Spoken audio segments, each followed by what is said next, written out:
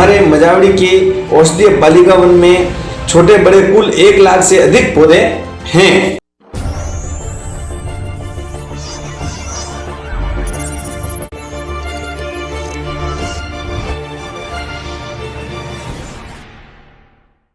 कपिल देव जी पालीवाल और उनकी टीम अभी हमारे साथ में खड़ी हुई है और ये हमारा सौभाग्य है। सबसे पहले तो आप प्रबुद्ध जनों का, सभी ग्रामीणों का और इस बालिका वन को डेवलप करने में जो आपकी टीम लगी है उसका बहुत बहुत हृदय से धन्यवाद। और हमारी तहे दिल से इच्छा थी कि आपके साथ में आके हम ये नया वीडियो बनाएं और आपसे इस पूरे मॉडल के बारे में जानने की कोशिश करें। सबसे पहले आपको ये बता दें कि ये जो पूरा गाँव है ये बालिका वन में तब्दील हुआ। उसके अलावा आप तस्वीरों में देखेंगे न केवल ये पूरा गांव बालिका वन के रूप में तब्दील हुआ, बल्कि इनके नेतृत्व में पूरे ग्राम पंचायत को इन्होंने मॉडल ग्राम पंचायत के रूप में डेवलप किया। और यहाँ का जो अभी एक परिचय है, यहाँ की आपको जानकारी मिलेगी तो प्रकृति के रूप में ही आपको मिलेगी। तो सरपंच साहब, सबसे पहले तो आपका परिचय बताएं और ये जो प्रकृति गोचर भूमि को बचाना, बालिका वन डेवलप करना, बच्चों के जन्मदिन पर, किसी की एनिवर्सरी पर, सालगिरह पर जो भी हैं आयोजन है, खुशी के या गम के आयोजन है, हमने तो यहाँ तक सुना है कि कोई अपनी गमी पर भी यहाँ अपने पूर्वजों के नाम से यहाँ वृक्ष लगाते हैं और अपने रिश्तेदारों की जो चिरस्थायी यादें हैं उनके साथ में वो हमेशा यहाँ बने रहते हैं और ऐसा कुछ काम करते हैं। तो आपकी शुरुआत कहाँ से हुई और कब हुई, ये बताएं छोटे से परिचय के साथ। मेरा नाम कपिल देव पालीवाल है और मैं पूर्व में यहाँ सरपंच रहा हूँ ग्राम पंचायत मजावड़ी का।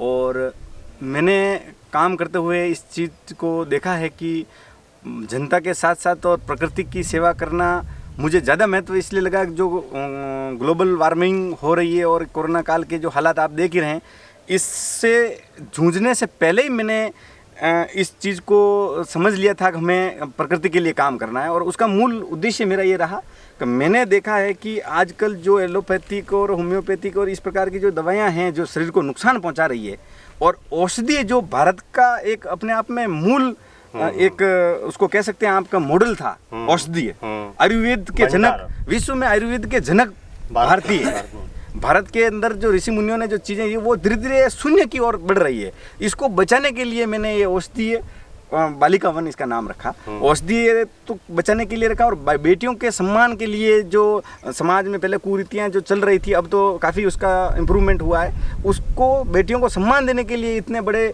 चरागाह गोचर भूमि को मैंने डेवलप करने के लिए उनके नाम पर इसको समर्पित किया है। सबसे पहले आपको मैं ये दिखाना चाहूँगा कि मेरे हाथ में बहुत सारी औषधि पौधे हैं, वृक्ष हैं और कुछ ऐसी पौधे हैं जो दुर्लभ तरीके से मिलती है। तो सबसे पहले मैं आपको ये आपसे दरख्वास्त करूँगा कि इसमें कौन कौन सी ऐसी विशेष चीज़ें हैं जो यहाँ लगी हुई हैं। कुछ हम सैंपल लेके आए हैं और उसका क्या शरीर के ऊपर, मानव के ऊपर प्रभाव पड़ता है और उनके लिए कितने उपयोगी, इसके बारे में मैं आपको सबसे हटके चीज़ बताना चाहता हूँ कि ये हर श्रृंगार का जो अपराजिता का जो फूल है, ये 2 प्रकार के, इसके 4 प्रकार के 5 प्रकार के फूल होते हैं। ये एक इस प्रकार का औषधि है जो माइंड के लिए काम आता है। ये टी है, एक ब्लू टी, आप कभी यूट्यूब पे सर्च करके देखें, ब्लू टी इसकी बनती है। अच्छा। और ये ब्लू टी आपके लिए एक औषधि की तरह काम करती है। इसमें आप शहद डाल सकते हैं, गर्म पानी में उबालना, शहद डालना और लेमन डालना, इसके अलावा इसमें कुछ डालने की ज़रूरत नहीं है। और इसको पिएं और आप रेगुलर 1 महीना पी के देखें, इसका आनंद और इसका माइंड डेवलपमेंट देखें आप। अच्छा, ये इतना इम्पोर्टेंट पौधा है। लेकिन इसकी जो कीमत की बात करते हैं तो 2500 रुपये समथिंग आप बिल्कुल है। ये तो इसकी कीमत यूँ है कि मेरे हिसाब से बहुत कम लोग इसको जानते हैं कि ये आम लोगों से बाहर की चीज़ है और हो सकता है कोई लोग लेते हों। ये अपराजिता नाम है, ये औषधि भी है और ये पूजनीय भी है। अच्छा। ये इसकी अगर पूजा की, इसके नियम अनुसार सिस्टम से अगर इसकी पूजा की जाती है तो इसकी पूजा करके जो घर से निकलता है वो विजयी होता है। अपराजिता का नाम का मतलब ये है। दूसरी बात, ये औषधि भी है।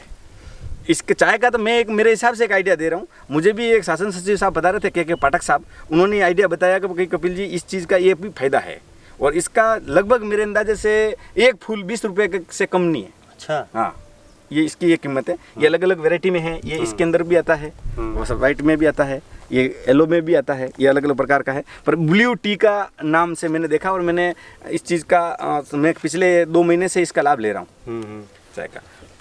और जैसे ये जो चीज़ है ये आप एंटीबायोटिक है, वैसे ये कागले की मेहंदी हर मेवाड़ी जानता है, हर लोग जानते हैं। इसका कहीं भी कट लग जाए तो ऐसे करके इसका जूस निकाल के आप ऐसे जो बचपन में हम खेलते कूदते हाँ, थे बस और जब ऐसी औषधि करके और अपने हमारे ये पास- जंगल में कहीं भी मिल जाती है और विशेषकर बारिश के मौसम में इसका ज़्यादा ये उपयोग होता है। ये ऐसा जूस निकलता है इसका, ये देखो आप, ये इस टाइप का, ये कट लग जाता है और लगा दो, ये कहीं पर भी है। और ये जो चीज़ आपको मैं दिखा रहा हूँ, ये चीज़ ये है हर श्रृंगार। अच्छा। हर श्रृंगार का पौधा है, ये केसर की तरह काम आता है। ये केसर के साथ इसके टुकड़े निकाल कर लोग इसको बेचते भी हैं और इसको दूध में डाल के भी पीते हैं। और ये घुटने जॉइंट्स के अंदर इसका पत्ते का उकाल कर, पानी गर्म करके उकाल कर इसको अगर पिया जाए तो ये जॉइंट के अंदर भी कारगर उपयुक्त है। लंबा औषधीय मतलब आयुर्वेद में हर बीमारी का समाधान बहुत लंबा रहता है। इसको जड़मूल से ख़त्म करने का एक ही तरीका है, वो है आयुर्वेद। और आयुर्वेद में किसी भी दवाई को 15 मिनट में लेने से फ़र्क नहीं पड़ता है, इसको सालों तक लेनी पड़ती है, रेगुलर लेनी पड़ती है। और ये है एलोवेरा, ये आप देख ही रहे हैं एलोवेरा, ये शुद्ध एलो, ऐसे 12-15 हज़ार एलोवेरा यहाँ पे लगा रखे हैं मैंने। ये एलोवेरा है। सबसे ज़्यादा कौन से वृक्ष और पौधे हैं जिसकी आप बताते हैं? एक बार मैं ये बताना चाह रहा हूँ, ये है तामेश्वर की बेल। हाँ। तामेश्वर का पत्ता है जो अपने गिठान हो जाती है, जिसको अपन मेवाड़ी भाषा में खील बोलते हैं, खील हो जाता है। तो इसके अंदर इसके सरसों का तेल लगा के इसको गर्म करके अगर आप लगाते हैं तो वो खील बैठ जाता है। हाँ। और इधर से लगाएंगे दूसरी तरफ से तो वो फूट जाएगी। ये इसकी औषधि ज़्यादा जानकारी मैं भी नहीं रख पाता हूँ। बड़े बड़े लोग ऋषि मुनि इस चीज़ों को नहीं बता पा रहे कि मेवाड़ भारत में कितनी प्रकार की औषधियाँ हैं। तो मेरे को जो मोटा मोटी जानकारी मिलती रहती है और मैं जो देखता रहता हूँ तो मैं इस चीज़ का उपयोग बताता हूँ। आपने एक यहाँ आके सबसे बड़ी अच्छी बात ये लगता है कि आपने युवा होने का बहुत अच्छा अवसर बुनाने की कोशिश की है कि आपने एक जो ग्रामीण ये जो पूरी टीम है आपकी, इनके साथ में इनका जो अनुभव लेके आपने पूरी बालिका वन को डेवलपमेंट करने का कोशिश की है। सबसे बड़ी मेरा प्रश्न ये आता है कि मजावड़ी गोगुंदा बाहुबलियों का क्षेत्र भी रहा है। यहाँ पे किसी भी सरपंच को टिकना या रहना बड़ी आसान बात नहीं है, तो आपके जीवन में भी ये चुनौतियाँ आई होगी। बिल्कुल इस प्रकार की चुनौतियाँ आई है और हमने उसको मैनेज भी किया है। और क्या परेशानी आई? भिड़े हैं वो राजनीति, तो देखो नहीं, राजनीति से अलग कि भाई आपको ये सारी चीज़ें जैसा ये मॉडल देख रहे हैं वैसा मॉडल हमने गांव में भी देखा है। हाँ। तो गांव में जैसे किसी की रोड़ी हटाना, हाँ, किसी का अतिक्रमण हटाना, तो डायरेक्ट आप नहीं हटा सकते हैं क्योंकि एक धड़ा है, अगर आप वो काम करेंगे तो दूसरा धड़ा नाराज हो जाएंगे। तो नाराजगी आपको कितनी झेलनी पड़ी, आपको कितनी नाराजगी झेलनी पड़ी और उसका आपने क्या समाधान निकाला? जैसे शमशान की जो हम बात कर रहे हैं, आप लगातार तस्वीरों में देखेंगे बड़ा अच्छा शमशान इन्होंने डेवलप किया है, तो उसी का एक अपन बात करें तो मोटा मोटी मैं आपको बता दूं, मैंने जिस दिन सरपंच पद की शपथ ली, पौधा लगाकर मैंने उस कार्यालय में गया, उस दिन मैंने प्रण ले लिया कि निष्पक्ष काम करना है। अच्छा। और दोबारा अपन सरपंच बने नहीं बने हमें परवाह नहीं। राजनीति हमारा शौक नहीं, पैसा धंधा नहीं है। राजनीति हमारा कर्तव्य है और हम राजनीति लोगों की सेवा और प्रकृति की सेवा के लिए करते हैं। जिनको धंधा है उनको डर है कि भाई यार हम हार जाएंगे तो क्या हो जाएगा, बिजनेस बंद हो जाएगा। हमारा राजनीति करने का मात्र एक ही उद्देश्य है कि गरीब और कमजोर लोगों के साथ खड़ा होकर उनकी आवाज़ बन के प्रशासन और सरकार को ये बताना है कि भाई हम इनकी आवाज़ को दबाने नहीं देंगे। ये हमारा मूल उद्देश्य है। उसके बाद जीते हारे ये तो राजनीति का एक पार्ट है, कहाँ चिंता करने की जरूरत है, हैं? कभी आर कभी पार, ये चलता रहता है। मेरे आर पार की बात आई तो आप ये बताते हैं कि मैंने जिस दिन पहले दिन ही यहाँ की सरपंची ग्रहण की तो मैंने ये सोचा था कि मैं आर पार की लड़ाई करूँगा। हाँ, आर पार का काम करूँगा, या तो मैं बहुत अच्छा काम करूँगा जिससे मुझे एक स्टेप आगे पहुंचना पड़े, या मैं अगर मुझे यहाँ सपोर्ट नहीं मिला तो मेरी यहाँ राजनीति यहीं ख़त्म हो जाएगी। तो इस सोच के पीछे आपका क्या लॉजिक? उसका यही कारण है कि जैसे राजनीति में है या अफसरशाही में है या किसी भी शक्तिशाली आदमी के लिए कोई कानून नहीं होता है। कैसे सारे कानून उसके जेब में रहते हैं। तो गरीब लोग, कमजोर लोग जो हैं समाज के, उनका क्या होगा। हमने ये देखा, हम भी देखते हैं कि ताकत कहाँ तक पहुँचती है। हमने इनके साथ खड़ा रहना तय किया और इनके लिए आवास, इनके लिए रोजगार की व्यवस्था, सारा बंदोबस्त किया। इनके घर तक रोड बनाना, इनके लिए पानी की व्यवस्था कराना, ये सारा हमारा मूल उद्देश्य रहा। और हमें तो सेठ से शौक पड़ा हुआ है कि भारी लोगों से भिड़ना, उससे क्या पता पड़े जनता का क्या हो रहा है। कपिल देव पालीवाल खतरों के खिलाड़ी है, नहीं हम ये कह सकते हैं। आप कह सकते हैं, पर ऐसा मेरा वो नहीं। मेरा कहने का मतलब है गलत नहीं होने देंगे समाज के साथ, जनता के साथ और राष्ट्र के साथ। ये हमारा मूल कर्तव्य है। अपन अब राजनीति को छोड़ते हुए अपन प्रकृति की ओर आवे, तो मेरा मूल उद्देश्य उस समय ये था कि निष्पक्ष काम करना। रोड़ी आपकी हो या मेरी हो, या कब्जा मेरा हो या आपका हो, गलत जगह है तो वो हटेगा, तुम्हारा जो भी करना है। हालांकि प्रशासन ने पूरा साथ दिया, पुलिस विभाग ने साथ दिया, पंचायत समिति के अधिकारियों ने साथ दिया, उपखंड अधिकारी कार्यालय का SDO वगैरह सबने हमारा साथ दिया। और जनता का सबसे बड़ा साथ रहा। जब उन लोगों ने उनको समझाया कि भाई अपन गलत कर रहे हैं, उन्होंने स्वतः हटा ली। जनता के सहयोग की बात आती है तो मुझे तो यहाँ तक ये जानकारी मैंने रिसर्च किया है यहाँ की, कि एक हद तक तो आपका यहाँ की जनता का भी एक बार विश्वास जीतने में बड़ी परेशानी है। बिल्कुल बिल्कुल। पहले हमारा कार्य कुछ अलग टाइप का था, तो उसकी वजह से लोगों में भय बना हुआ था। तो फिर लोगों को जब हमने काम किया, लोगों के साथ हमने काम किया, तो लोगों को विश्वास हो गया कि ये आदमी इस प्रकार का नहीं है। लोग क्या राजनीति में डरा धमका के काम लेते हैं ना, उसकी वजह से लोगों में थोड़ा भय बना रहता है। और ये जो औषधीय बालिका वन का मॉडल जो तैयार किया है, ये गांव मजावड़ी की जनता के सहयोग से ही हो पाया है। मैंने कोई यहाँ पे पार्ट नहीं खोदा है, इन लोगों ने, और इनके दिल में मैंने जगह जगाई कि भाई प्रकृति और पर्यावरण को बनाए रखने के लिए अपने को कितना सुकून मिलेगा। और अब की बार हमने जब कोरोना काल में जब गांव के अंदर मीटिंग ली, तो उनको बताया, देखो शहर के लोग कितने दुखी हैं और गांव तुम लोग आराम से पेड़ के नीचे सो रहे हो, तो ये लाभ जो तुम्हें मिल रहा है, ये पौधे लगाने का फायदा है। इनके दिमाग में फिट हो गया। उसके बाद भी ये जो पेड़ पौधे हैं, तो हम लाए तो गाँव वालों ने खोद के गड्ढे लगाए हैं।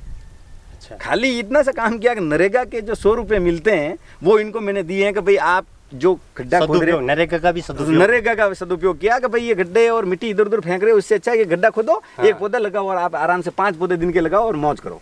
इस टाइप हमने काम किया। आपने आपका ये मॉडल है नरेगा वाला, ये शायद आपने कई शासन सचिव को भी बताए हैं, सरकारों को भी बताया है कि भाई आप इस तरह के जो गड्ढे हैं खोदना, फिर इधर से मिट्टी निकालना, फिर इधर की मिट्टी यहाँ डालना, इससे अच्छा है कि आप इस तरह का जो है प्रोजेक्ट तैयार करें और इस तरह का ये करें।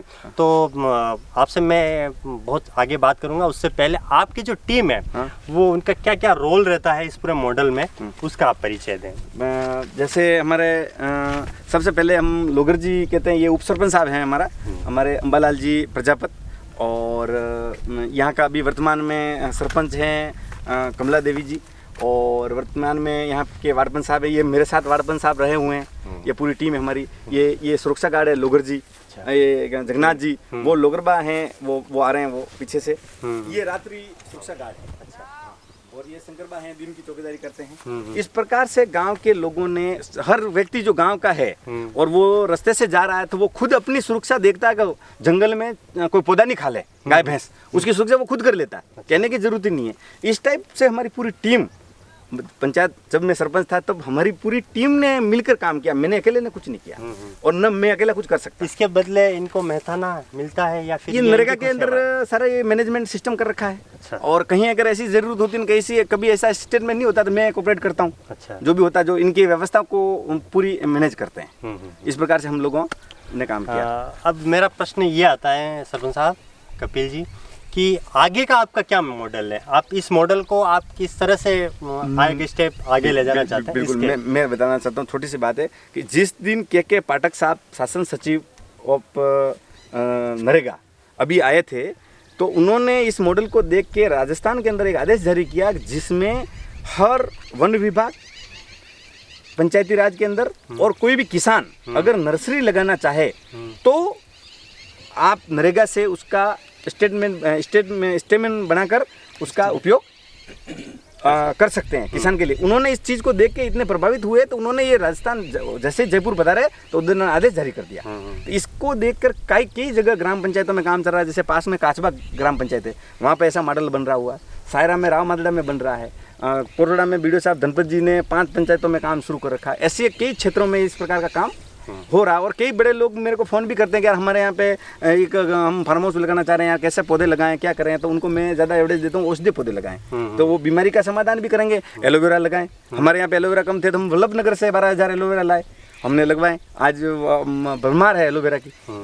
गांव के जितने मैंने सरपंच देखे हैं, बहुत कम आपकी सोच से मिलते जुलते सरपंच मैंने देखे होंगे।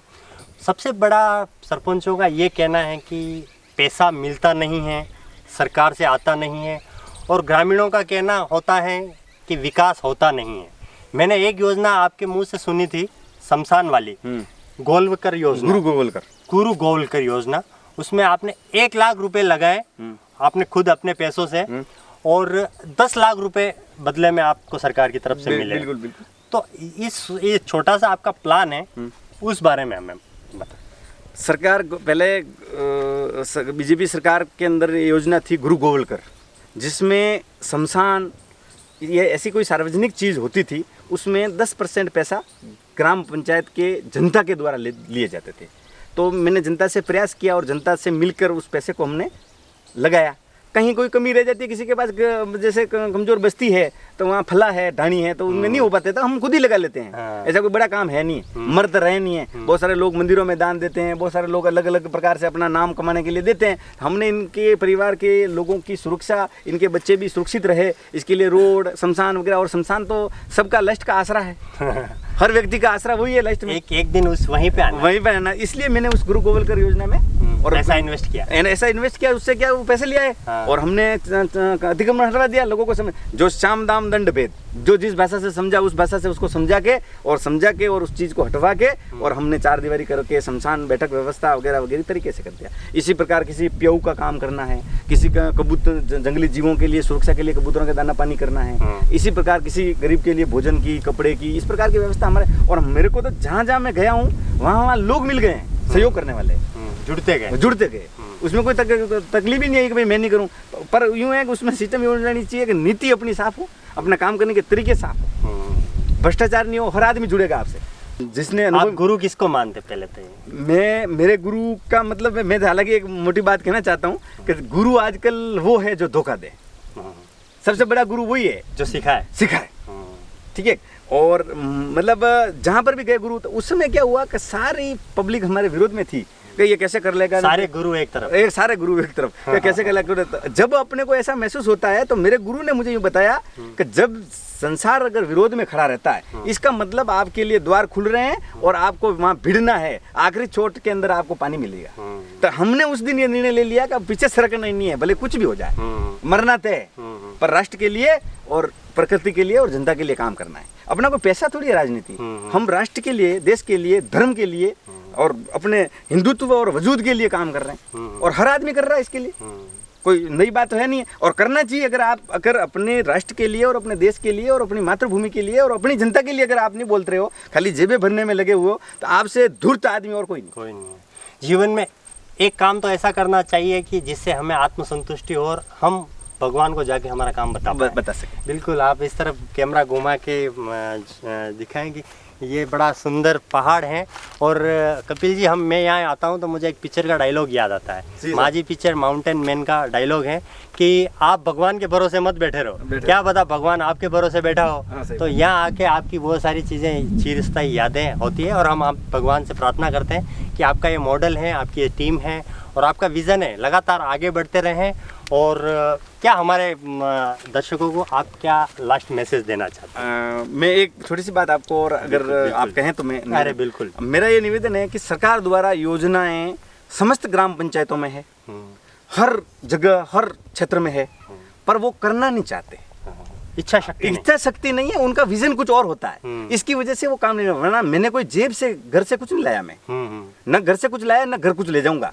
सरकार की योजनाओं का सही क्रियान्वित करने का काम मैंने किया है, और इसमें समस्त ग्रामवासी मजावड़ी के और समस्त हमारी पूरी टीम, मेरे वार्ड पंच, मेरे सचिव और मेरे साथ रहने वाली जनता, इन सब के सहयोग से हमने मिलकर काम किया, तो ये निर्णय ले लिया। ऐसा हर ग्राम पंचायत के लोग कर सकते हैं अगर उनके अंदर काम करने का लक्ष्य हो। हमने शमशान से लेकर, रोड से लेकर, चौरे से लेकर, व्यक्तिगत लोगों के सहयोग से लेकर हर क्षेत्र में हमने काम किया। अब मेरा ये इस पर्यावरण के प्रति काम करने से एक आत्म कॉन्फिडेंस जो बढ़ा है, मैं आपको बता दूं कि मातृभूमि ने मुझे सम्मान दिया है। जैसे हर क्षेत्र में राजस्थान के लेकर उदयपुर, राजस्थान से भारत पीएमओ से भी अधिकारी लोग आते हैं, फॉरेनर्स लोग यहाँ आते हैं, और राजस्थान के पंचायती राज के सभी अधिकारी, शासन सचिव महोदय हो गए, कई सारी ग्राम पंचायती सीखने के लिए यहाँ आती है। बिल्कुल, इसमें कोई बड़ी बात ही नहीं है। आप कहीं पर भी उठा के देख लो आप, जैसे गोरडा चले जाओ, सायरा चले जाओ, गोगुंदा चले जाओ, बड़गांव चले जाओ, आसपास क्षेत्र में। और अधिकारी पाठक साहब, शासन सचिव महोदय ने तो आदेश जारी किए हैं इसके लिए कि भाई इस प्रकार की नर्सरी हर जगह लगाई जाए, एक होनी चाहिए। बिल्कुल, हर जगह होना चाहिए। तो मेरा यही कहना है आप सभी से, इस मातृभूमि से और इस धरती माता को पानी पिलाओ। यूजलेस जो पानी बह के चल रहा है, आप देख रहे हो, इस पूरे पहाड़ के ऊपर हमने ट्रेंचें खुदवाई है जिसके अंदर इसका पानी ज़्यादा से ज़्यादा बाहर ना जाए, ये खुद पहाड़ पी ले, यहाँ पनपने वाले पौधे सुरक्षित बड़े हो सकें। जल को बचाने का अपना मूल काम है। घर के बाहर भी अगर गड्ढा खोद के उसके अंदर कंकर पत्थर रख के अगर उसका छत का पानी अंदर डालोगे तो घर का जल स्तर बढ़ेगा, आसपास क्षेत्र का जल स्तर बढ़ेगा। ये तालाब पहले फूटा था, तो अब हमने बंद किया, आप देखो सामने भरा हुआ है। इससे गाँव के आसपास के क्षेत्र के कुएँ जल स्तर बढ़ गया है। ऐसे वाटर हार्वेस्टिंग के इस पहाड़ के अंदर हमने चारों तरफ काम कर रखे हैं। पर्यावरण को बचाना अपना मूल कर्तव्य। एक बेटे को बड़ा करो और एक पौधे को बड़ा करो। और मैं तो कह रहा हूँ कि बीज हो, आप गुठली खा रहे हो, आम खा रहे हो, तो उसको फेंको मत, उसको ऐसी जगह डाल दो जहाँ आप सुरक्षा नहीं दे सकते हो कि बीड़ में डाल दो, वैसे उग जाएगा। कहाँ वो पैसे मांग रहा आपसे, पर आपके अंदर थोड़ी ललक होनी चाहिए। आजकल युवाओं को समतल जगह बहुत पसंद हो रही है। पेड़ पौधे काट लो और प्लान बना लो। तो मेरे कहने से विनम्र निवेदन है सभी से, को जो पौधा आप बचा सकते हो कृपया लगाओ मत, आप उसको बचा लो। ये अगर मेहरबानी हो जाएगी तो धन्य हो जाओगे आप। काटने, आप लगाने में अगर सक्षम नहीं हो तो काटने में विश्वास कम करो। अगर उसको भी बचा लोगे तो बहुत बड़ी बात है। मैं तो कहूँ कुछ भी चीज़ खाओ, उसके परिवार के अंदर गुठली इकट्ठी करो और बारिश में आप घूमने जाओ, किसी भी जंगल में फेंक आओ, वो सतत उग जाएंगे, आपको कुछ करने की आवश्यकता नहीं है। पर इतना करने से ही अपने को अगर धरती माता आशीर्वाद दे रही है, मुझे दिया है। मुझे क्षेत्र के लोग पहले जानते नहीं थे, आज सब लोग जानते हैं कपिल कौन है, पर्यावरण प्रेमी है। तो पक्षियों के प्रति और इनके प्रति लोग मार के काट के खा जाते हैं। ये तरीका ठीक नहीं है। पर्यावरण से छेड़छाड़ करोगे तो कोरोना तो और कम है, इससे भी भयानक स्थिति आएगी और भूखे मरने पड़ेगा। और अपने बच्चों को लहर पे लहर चलती रहेगी, अपने बच्चों को आंखों से मरते हुए देखना पड़ेगा, जैसे अभी अपने माँ बाप को मरते हुए अपन ने देखा है। ये प्रकृति का प्रकोप है। प्रकृति के साथ खिलवाड़ मतलब अपने, हाँ, भगवान से खिलवाड़, अपने साथ खिलवाड़ है। इसलिए मैं तो आपसे एक ही निवेदन कर सकता हूँ, और मैं कोई ज्ञानी आदमी हूँ नहीं, मैं आपसे एक ही विनम्र निवेदन करता हूँ। मैंने कुछ नहीं किया है, सब लोगों ने किया है, गांव वालों ने किया है, देश की जनता ने किया है। पर आपसे विनम्र निवेदन है, कृपया इन पेड़ पौधों पे मेहरबानी रखें और इनको न काटें। बिल्कुल। तो आज कपिल जी पालीवाल और उनकी टीम और बालिका वन, इस पर हमने स्टोरी देखी, और आगे हम ऐसे ही रोचक और चौचक वीडियो आप तक पहुंचाते रहेंगे। हमारी कोशिश है मेवाड़ के चुनिंदा और ऐसे शक्तिशाली लोगों से मुखातिब आपको करवाया जाए।